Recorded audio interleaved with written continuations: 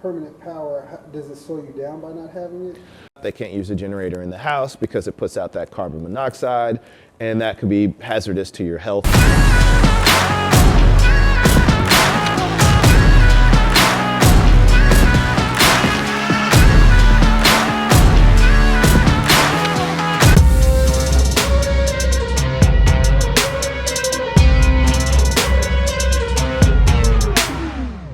So today we're at the Santa Fe new construction property that we've got going. I think the last time we were here, they were framing it. They may have been starting the roof. Now, as you can see, the exterior walls are up, completed. It's finished framing, the roof is on. And today we're starting our rough-in plumbing. They've already roughed in the HVAC system. So the central air, the central heat is in the attic, the unit's in the attic. And we're in our rough-in phase. Rough-ins are where you have your electric, your plumbing, and your air conditioning and heat are all basically wired up before we put our interior walls in. So that way everything's in place for our finish outs and finishing touches. So that's what we're doing today. There haven't been many delays. Everything is pretty much going according to schedule. We did start it about 2 months late just because we were trying to finish up some other projects. One thing that we were waiting on is for the electric company to come put the meter on.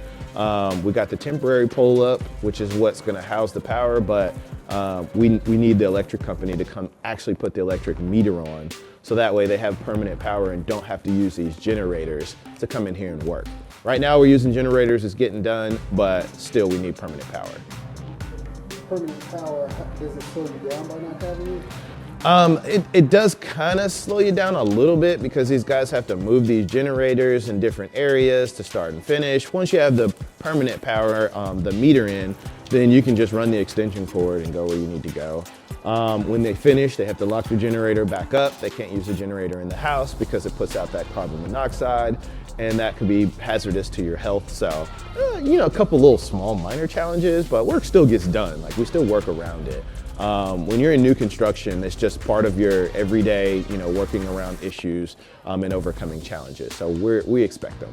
So from where we are right now with us doing our rough-ins, we'll have a rough-in inspection before we can start closing in walls. So usually when you're at this point, you're still about 65 to 80 days away from being complete. Once we get past this next inspection, we won't have another inspection until the final. So we can move pretty quickly once we can get past the rough-ins. An inspector is actually gonna come out and check all the wiring, check all the plumbing that's been put down, all the pipes. It's gonna check the AC, make sure it's in the right place, check the attic, to make sure that it's ready for us to get to the next phase. So this is probably one of the hardest inspections that we'll have coming up prior to the final.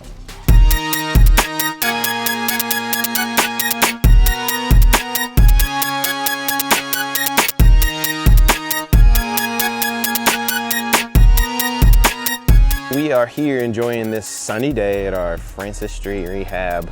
Today what we're doing is we're checking in on the progress of the contractors.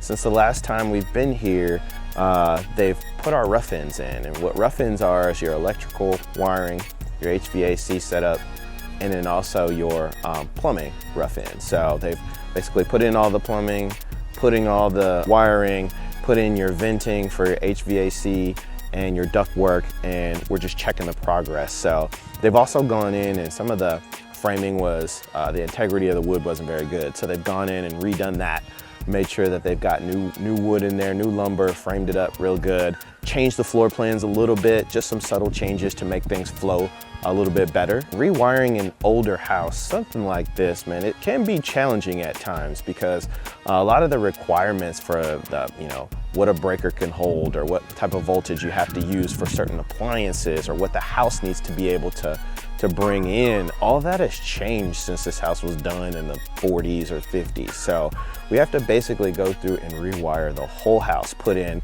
a certain amount of plugs per room, a certain amount of GFCIs, which are receptacles that will automatically trip if they're close to like a quick short, if they experience a surge in power.